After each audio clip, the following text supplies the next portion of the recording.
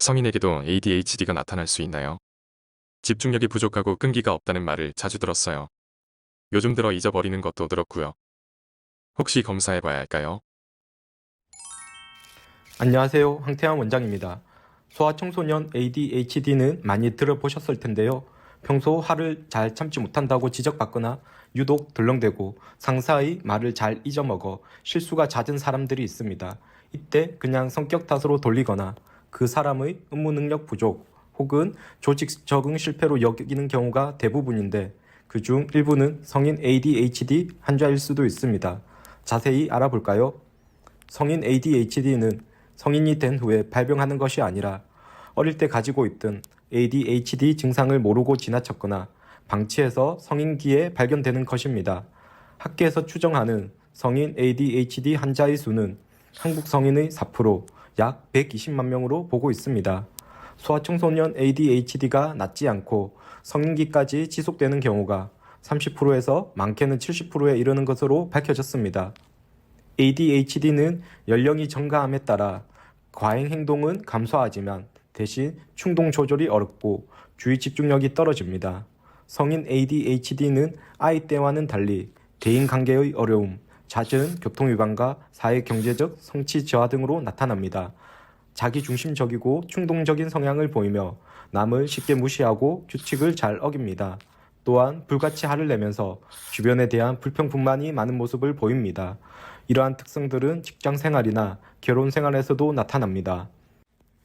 직장인 ADHD는 사소한 실수가 많고 계획적으로 일을 처리하는 능력이나 업무의 효율성이 떨어져 능력을 인정받기 어려운 경우가 많습니다. 반복되는 일에 쉽게 흥미를 잃으므로 이직, 퇴직률이 높습니다. 실제 성인 ADHD 환자는 일반인에 비해 퇴직률이 2배에서 4배, 이직률은 52% 높으며 결근 및 업무 성과 저조는 연평균 22일이 많은 것으로 조사되었습니다. 특히 주부는 ADHD를 앓고 있다는 사실을 모르는 경우가 많습니다. 평소 살림이 엉망이거나 자녀들에게 불쑥불쑥 화를 잘 내며 건망증이 심하고 부부싸움이 잦을 수 있습니다.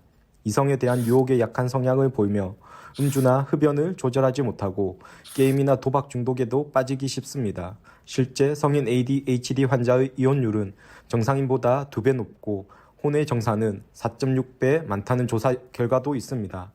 성인 ADHD는 크게 3가지 유형으로 나뉩니다.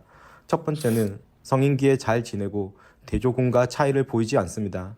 이는 완치된 경우에 가깝습니다. 두 번째는 성인 ADHD로 상당한 정도의 집중력, 사회적, 정서적, 충동적 문제가 지속되면서 업무와 대인관계에서 어려움을 겪습니다. 세 번째는 심각한 성인 ADHD의 경우로 심각한 정신과 혹은 반사회적 문제가 나타납니다. 알코올, 약물 남용 혹은 반사회적 행동을 보입니다. 하지만 이 같은 예우는 비율이 낮은 편입니다. 정상인과 ADHD의 차이는 증상이 실제 생활에 얼마만큼 장애를 일으키냐로 판단합니다. 가정생활이나 직장 및 단체 생활을 하기 힘들 정도라면 한 번쯤 치료를 고민해 봐야 합니다. 성인 ADHD는 예방과 조기 치료가 최선입니다. 키가 어릴 때만 자라듯 뇌 또한 소아청소년 성장기의 발달이 완성됩니다. 이때 뇌 발달, 뇌 기능에 문제가 생기면 성인 ADHD가 발생할 수 있습니다. 소아청소년 ADHD 유발 요인이기도 한 비염, 코막힘으로 인한 수면장애, 간헐적 저산소증을 개선시키고 역류하기, 항생제 오남용을 줄여야 합니다.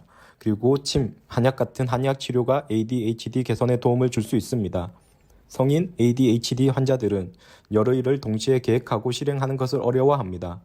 생활 속에서 탁상 달력이나 휴대폰에 있는 캘린더와 같이 항상 사용할 수 있는 도구를 이용해 해야 할 일을 계획하고 실행하도록 훈련하는 것이 중요합니다.